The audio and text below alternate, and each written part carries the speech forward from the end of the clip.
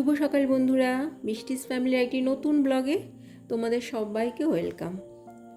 আশা করছি তোমরা সবাই ভালো আছো আর আমরাও মোটামুটি ভালোই আছি। আজকে হলো সোমবার আর এখন বাজে সকাল 6টা মতো। আর এখন থেকেই তোমাদের সবাইকে সাথে নিয়ে আমি আমার আজকের নতুন ব্লগটি শুরু করছি। তোমাদের সবাইকে আমার ব্লগের সঙ্গে থাকার জন্য অনুরোধ রইল। আজ হলো জন্মাষ্টমী, শ্রীকৃষ্ণের জন্মতিথি। তো আজকে জন্মাষ্টমীর এই শুভ দিনে তোমাদের জানাই জন্মাষ্টমীর অনেক অনেক শুভেচ্ছা। আমি আমার বাড়িতে ছোট্ট করে জন্মাষ্টমীর পুজোর আয়োজন করি প্রতি বছর মানে আমার ছেলে হওয়ার পর থেকে এই 5 বছর ধরে এটা করছি। সেজন্য আজকেও আমি আমার বাড়িতে ছোট্ট করে আমার গোপালের পুজো করব। তার জন্য না সকাল থেকেই না অনেকটা ব্যস্ততা। গত 2 দিন ধরেই না পুজোর প্রস্তুতি শুরু করে দিয়েছিলাম। ঠাকুর ঘরে ক্লিনিং করা, তারপরে পুজোর জন্য যে সমস্ত ফল টল যা যা লাগে, সমস্ত কিছু বাজার ঘাট যা যা দরকার পুজোর দিনে সব কিছুই মোটামুটি গুছিয়ে করে রাখার চেষ্টা করেছি। কিন্তু তাও পুজোর দিনে তো অনেক ব্যস্ততা থাকে, অনেক ধরনের কাজ থাকে। ওই জন্য না তাড়াতাড়ি সকালে ঘুম থেকে উঠেছি প্রায় 5:30টার দিকে। আর তারপরে ফ্রেশ হয়ে বাসি জামা কাপড় ছেড়ে এখন সকালের দিকে যে সমস্ত কাজগুলো থাকে, যেগুলো আমাদের প্রতিদিন করতেই হয়, সেটা করতে শুরু করেছি। ছেলে আর হাজব্যান্ড এখনও ঘুমোচ্ছে, তাই আমি ভাবলাম ওরা ঘুম থেকে ওঠার আগে তাহলে ঠাকুর ঘরটা একটু পোছা লাগিয়ে নিই। কেননা ছেলে উঠলে তারপরে ওকে খাওয়াবো আর তারপর গিয়ে যা যা কাজ সেগুলো শুরু করব।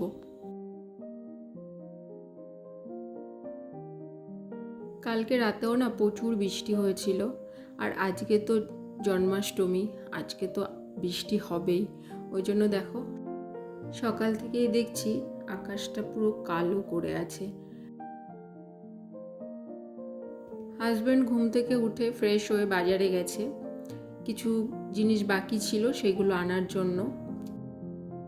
আজকে জন্মাষ্টমীর জন্য আমি আর আমার হাজব্যান্ড দুজনেই উপোস করেছি। কেননা একা একা না সব কিছু গোছাতে একটু সময় লেগে যায়। হয়তো আমিই বেশিরভাগ কাজটা করব, কিন্তু ও যদি হাতে হাতে একটু গুছিয়ে দেয় তাহলে একটু কাজগুলো তাড়াতাড়ি হবে। আমার শাশুড়ি মা খুব একটা না উপোস করতে পারেন না, আর তারপরে ওনার অনেকগুলো মেডিসিন নিতে হয়, যার জন্য আর উনি বেশিক্ষণ না খেয়েও থাকতে পারেন না।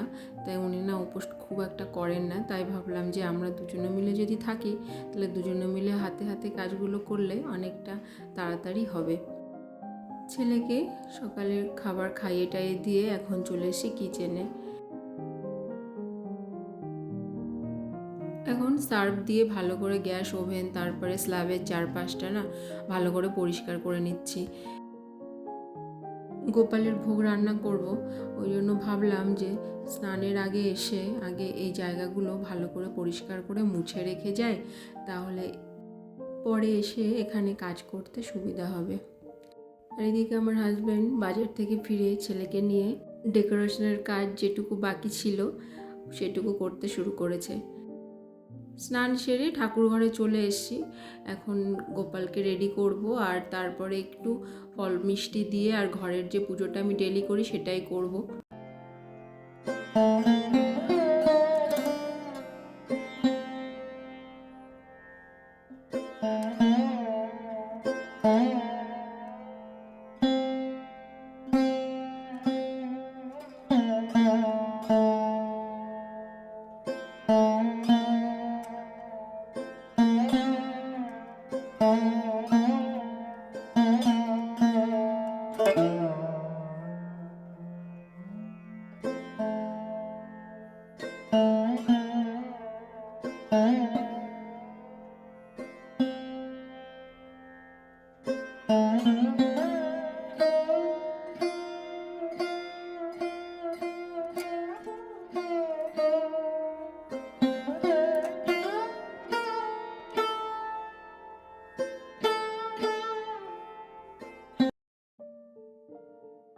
আমার ছেলে বলছে যে মা বার্থডে হবে তাহলে বেলুন কেন লাগাবে না? তা ওর কথা শুনে ওর বাবা এখন দেখো বেলুন সেট করতে লেগে গেছে। আরও ডিরেকশন দিচ্ছে যে বাবা এখানে লাগাও ওখানে লাগাও। এই চলছে বাবা ছেলে মিলে। যেও লাগাবে লাগাবে লাগাও লাগাও তা ঠিক আছে লাগাও।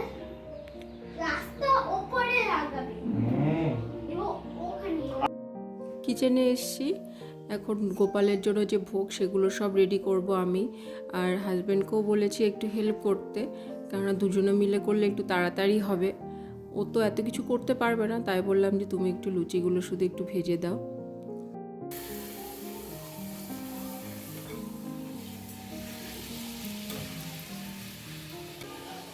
ঠিক আছে, ভালো আছে।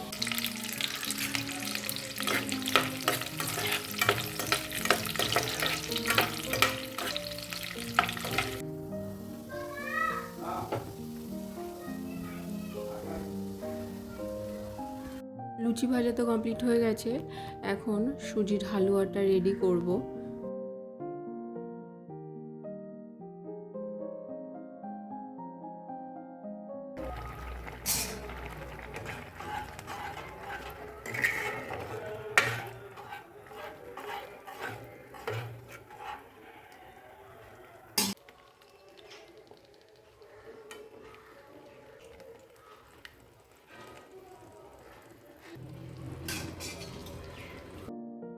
এখন সব শেষে করছি তালের বড়া।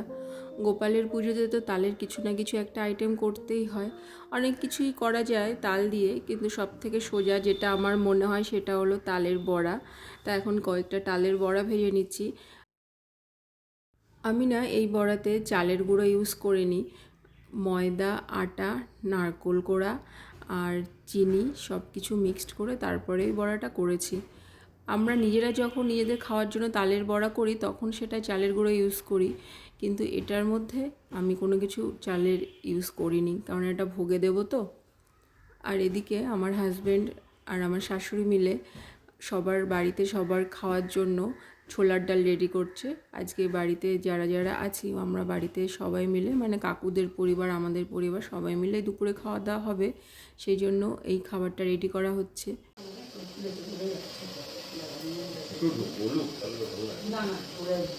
আরে মাকে করতে দাও না, উনি করে, উনি জানে তো কিভাবে কি জিনিসটা। টেস্ট করার সুবিধা।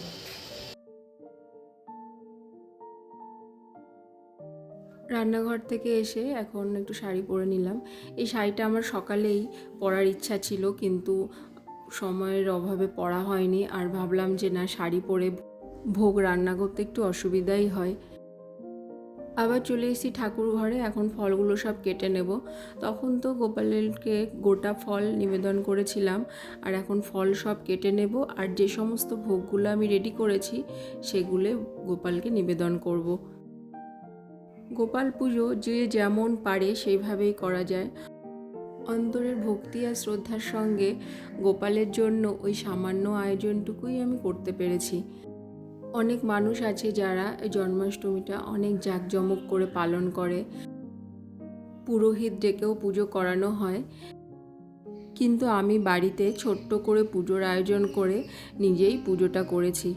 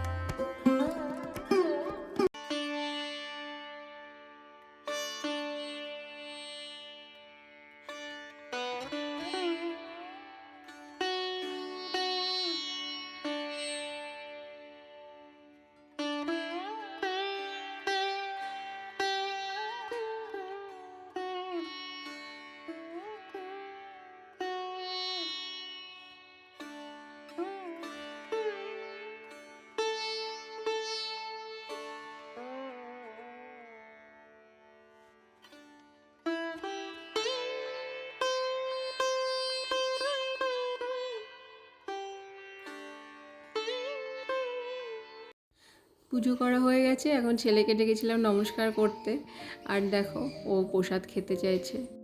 আমি তো আর বারণ করিনি, কেননা ও আমার ছোট্ট জ্যান্ত গোপাল, সবার আগে ওই প্রসাদটা খাক। আজকের মতো ভিডিওটা তোমাদের সঙ্গে এ পর্যন্তই শেয়ার করলাম। দেখা হবে তোমাদের সঙ্গে নেক্সট ব্লগে। তোমরা সবাই ভালো থেকো, সুস্থ থেকো, আর সবাইকে জানাই জন্মাষ্টমীর অনেক অনেক শুভেচ্ছা। জয় গোপাল, জয় শ্রীকৃষ্ণ।